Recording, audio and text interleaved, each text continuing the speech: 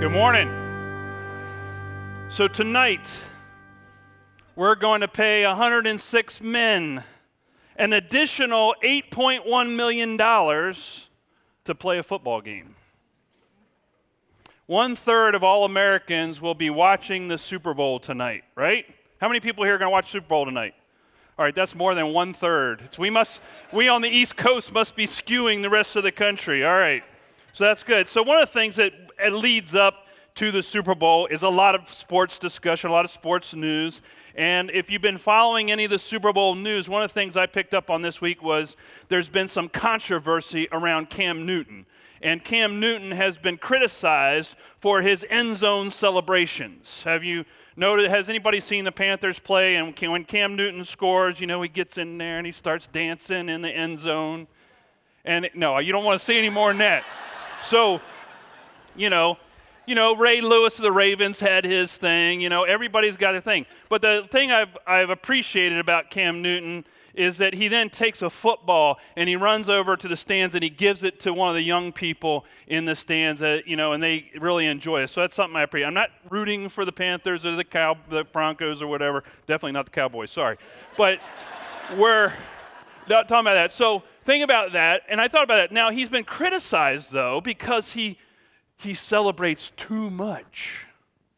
And how dare he, pander to the children, like that's a bad thing, And so one of the things, in fact, Julius Peppers, the Green Bay Packers, were in a game against the Panthers, and after Cam Newton scored a touchdown, Julius Peppers went over to Cam Newton, took the football from him, and threw it across the field so that he couldn't do his little dance and give it to one of the kids. And so, but Cam's reaction was very good. He just kind of was like, what's going on? And he ran and he got the football and he ran and he handed it to one of the kids in the stands. And so he handled it pretty well. But my question is, what was going on in Julius's heart at that moment?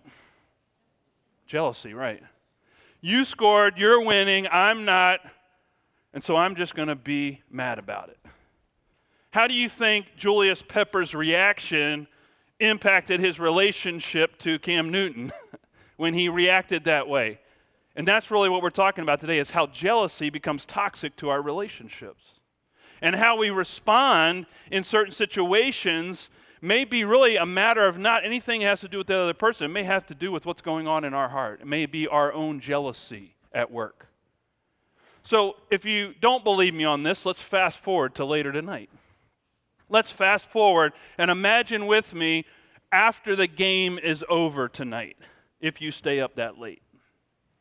So how many people here are rooting for the Denver Broncos? All right. And how many people here are rooting for the Panthers? All right. It's the same at 8 o'clock. Most people are Bronco fans here at Glenmar for some reason. How many people really don't care? That's right. Yeah, all right. There we go. That's the majority right there. So we really don't care because our team is not in the Super Bowl. So there's a little jealousy there. Okay. So now, here's what I want to ask you to think about. You root for your team. And even those of us who haven't picked somebody, we're going to lean one. I know I'm going to lean one way or the other when I get into the game and watch a game. And I have a habit of picking the loser of the Super Bowl. So don't root for whoever I root for because I pick the loser. And so what happens at the end of the game when you're at a party or you're with a group of people and you have picked and been rooting for the whole game, the losing team, and you're with people who have been rooting and their team wins and they're celebrating at the end of the game, what goes on inside of your heart when that celebration happens? When they're celebrating, what are you doing? What are you thinking? What's going on inside your heart may reveal your own jealousy. Those refs, man, if we had better ref calls during that game. They cheated. Somebody cheated. Somebody deflated the footballs. Somebody did something, Right? We come up with these excuses. We come up with somebody to blame because really we're jealous about not winning, not getting something. Now, jealousy, remember, we're defining jealousy in this series is I'm not getting what I deserve. I deserve better. Somebody else is getting something that I think I deserve to get. And so I'm jealous because something good is happening to somebody else and it's not happening to me. And maybe that's really simply a matter of trust and faith. And we'll talk a little bit about that today. Jealousy, I deserve better. Jesus actually says this is toxic to us. This is a sign of a toxic heart. James actually goes even further with it. In his description we read today, he calls it demonic. If you think that's too harsh, think about, what do we call jealousy? What do we call it? We call it the green-eyed monster, right? Sounds pretty demonic to me. And so we think about it in the same terms that James, we know it happens to us. We know it's going on inside of us. Somebody else gets that job promotion than we didn't. Someone else seems to have a better marriage than we do. Somebody else has more money than we do. Somebody else gets to score touchdowns and we don't. Somebody else gets fame and we don't. Something happens good to someone else. God is blessing someone else and God is not blessing me. And that's what that's what stirs up the jealous thought and the emotion of jealousy in us. And it leads us to actually start to demonize other people when good things happen to them. We're just somehow not okay with them just having something good happen to them, you know. We have to somehow figure out a way to knock them down a few notches. We have to figure out a way to make sure that they're not so happy, at least in our own minds or in our relationships with others. And part of the way, James says this is a cover-up. A lot of times we have jealousy, but we cover it up. We cover it up with excuses. We cover it up with blame. We find somebody to pin it on. I know for me, I had this ambition. You know, James talks about selfish ambition and jealousy going together. I had an ambition when I was a teenager to be an Olympic downhill skier. I wanted to be the skiers that go fast in the giant slalom, you know, go all the way down the mountain and they're going high speeds. And I dreamed about this. I love skiing. In fact, I worked, as you know, something I've mentioned before, I've worked in the ski industry, worked my way through college working in sales through the ski industry because I also got free lift tickets, so it was a great trade-off. So I love skiing, and I was always dreaming about what it would be like to have a career in skiing, what it would be like to be an Olympic downhill skier. And so one day when I was about 16, I came home from skiing one day, and I think I was up at Lake Placid, so I'd been skiing the Olympic downhill run in Lake Placid. I come home from the trip, and I say to my mom and dad, if I had only been born in Denver, if I had only been born in Utah, Salt Lake City, if you guys had just chosen to use your profession to teach in a different state where there were big mountains, I could have been an Olympic downhill skier. It's your fault, Mom and Dad. See, I had this aspiration, I had this ambition, and I was looking at other people when I was at Lake Placid who were skiing the same run, and they were so much better than me, and I'm like, why can't I do this? I want to get better. I want to be this great Olympic downhill skier, but I was just born in the wrong place. It's my parents' fault. I was looking for somebody to blame, somebody to pin it on. This guy was skiing better than I was, and I wasn't ever going to be as good as that guy because of where my parents raised me. Is it their fault? Or is it my jealousy? What's really going on? How many times have we even thought that to ourselves? If I had been born, fill in your own blank. I could have been famous. I could have been rich. I could have been wealthy. I could have had that house. I could have drove that car. Or think about, well, if they hadn't fill in the blank, I would have got the promotion at work. If they hadn't have done this, or if they didn't know so-and-so, I would have got the job. Or if I had the same spouse, if I was married to the same spouse as they were, I could have that marriage too. That somehow it's someone else's problem, someone else's fault, someone else's to blame, and that's part of the cover-up. And what are we covering up? We're covering up the truth about ourselves, about our own jealousy. And part of jealousy is really, I think, gets at the heart of our own jealousy. I'm not in control. And not only am because I want to be in control of my life, and I also want to be in control of the blessings that everybody else gets, and when they get them, and how often they get them. And if I want those things, if I want to be in that much control, who does that make me out to be in my heart? God. I end up wanting to be God.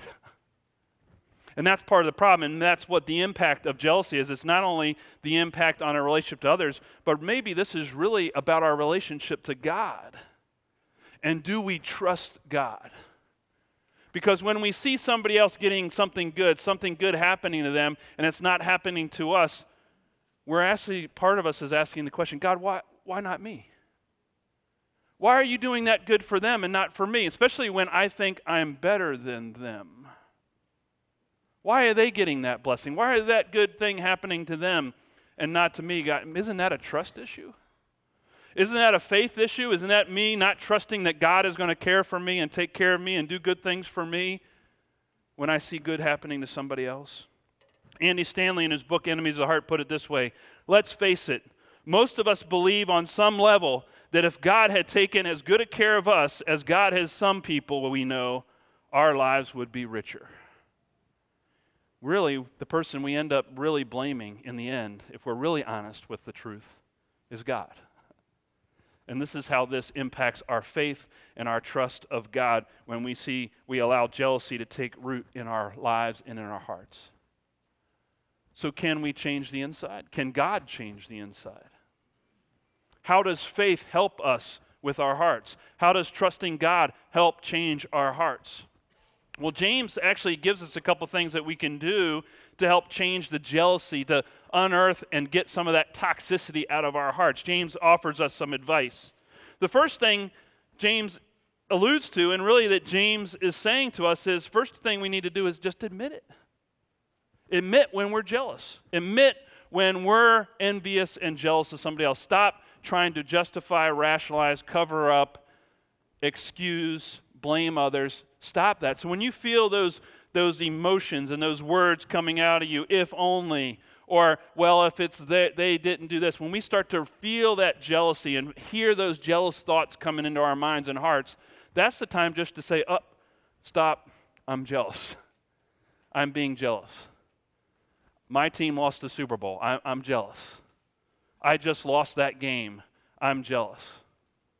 Just admit when you're jealous. Stop trying to cover over the truth about it.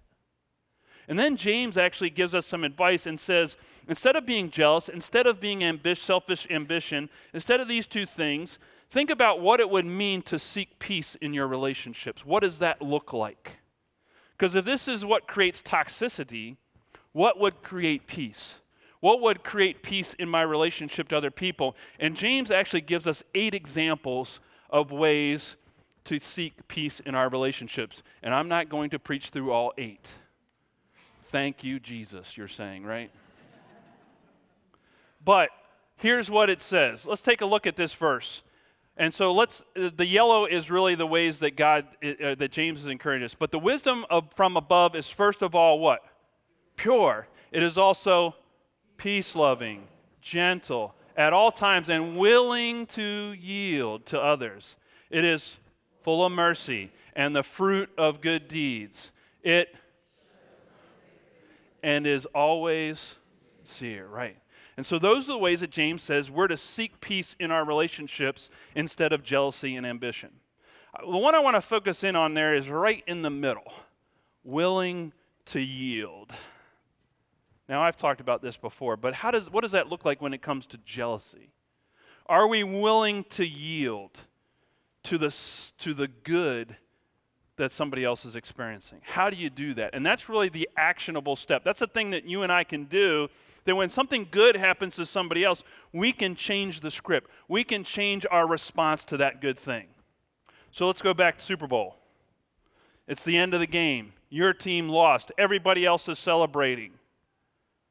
Instead of being jealous or a sore loser or whatever you want to, or unsportsmanlike, you could choose to celebrate with them. You could choose to say, that was a great game. I really liked it when, figure out what are the positives, what are the things that happened in that game that you can celebrate along with the winners. The Bible says what? As Christians, we're to rejoice with those who rejoice. And we're to mourn with those who mourn. So if someone's celebrating, we're called to celebrate with them. When God is doing something good for somebody, we're called to celebrate with the good thing that God is doing in their life. We're to be celebrators with them. We're to say that was a great game. Or this year we're going to have a presidential election. And some of us aren't going to be happy at the end of that. Yeah, we're not happy now. I heard that. Don't get me going on the debate last night. Ooh. So, but our candidate is going to win. One candidate's going to win. One candidate's going to lose. But we are going to elect a president, regardless of who we as a nation will elect somebody, and we'll have to live with them or whatever however we're going to put it for 4 years at least. But the point is how are we going to feel? What's going to go on in our hearts if we lose? And how are we going to respond when we lose? That's what this is about. Or take, for example, my hardest moment. This is not for you guys, this is just for me, the preacher. I'm not a good loser when it comes to card games or board games or sports in general. And so, my family will tell you that, especially when we're playing cards and I lose, I'm like, somebody cheated. Right? It couldn't possibly be me. Or the other thing I don't like about cards is it's too random. There's no strategy in some card games, right? And I'm thinking, and what is that really about? I'm not in control of the cards I get and the cards you get. And isn't that a metaphor for life? Sometimes people get dealt a different hand than I do, and I'm jealous because their hand looks different than mine. And my life would be so much better if I got the same hand they did. In that little microcosm of my family and that card game, I see jealousy coming out in me. But that's only me. You guys don't do that. I know that. How we react at the end of a game tells a lot about what's in our heart. So what about this? Or when someone at work gets a promotion or an award that you didn't get. Here's something you could do, is you could actually go congratulate them on their promotion. Congratulate them on the award, and then say something you appreciate about their work. Say something that you appreciate. Watch what happens to your heart when you respond differently. Watch what it does to your relationship to that other person when you respond that way. Let me go back to the card game because I didn't explain that one. One of the things that I've learned to do at the end of a card game is say, good game. That was a good game. I enjoyed spending time with you, my family. Don't go ask them if I do that all the time. Just every once in a while I get it right.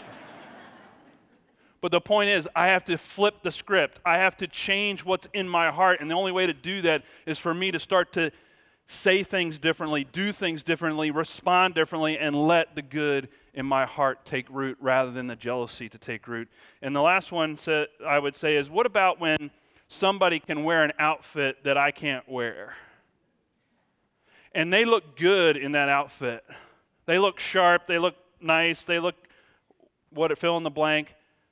Instead of going and talking to friends about them, why not just compliment them on the good that they look good in that outfit? Just compliment them.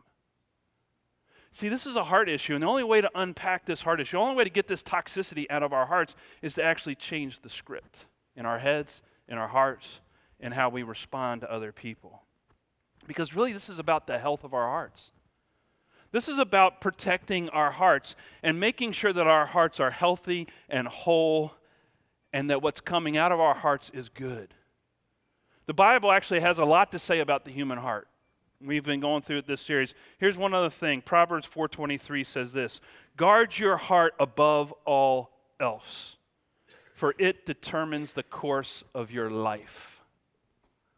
How many people do you know that are discontent, angry most of the time, and jealous? And what does the course of their life look like? And then think about somebody who is joyful, has gratitude, forgives easily. And what's the course of their life doing? I bet you there are two different trajectories. I bet you the direction of their lives, at least the people I'm thinking about, are going different directions. And I can tell you, or think about it this way, which person do you want to be around?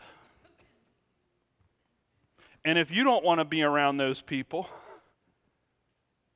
and you're one of those people, what does that do? People want to be around you. So think about that. This is about the heart. Guard your heart above all else, for it determines the course of your life. So since it is Super Bowl Sunday, I thought it would be great to give Hall of Fame coach Tony Dungy kind of the last word this morning.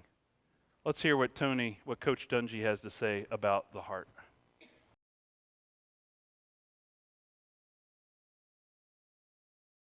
Not about the wins, not about the success of others. It's really about what's going on the inside. He talked about two different players, the successful player who had all the things going for him on the outside but nothing going on the inside. And then the other players who had everything going on the inside. Which do you want to be? Where do you want to be whole? Where do you want to be healthy? Where do you want to see the goodness of God at work in you? Isn't it on the inside? Don't you and I both want to see gratitude in place of discontentment? Don't we want to see an easiness to forgive others rather than anger just welling out of us? And don't we want to see joy in place of jealousy out of our hearts? There's one person, there's one being that can help your heart, and that's God. God is the one. When we trust God with our lives, when we allow Christ to rule our hearts, when we keep our lives in step with the Holy Spirit, our hearts change. Amen.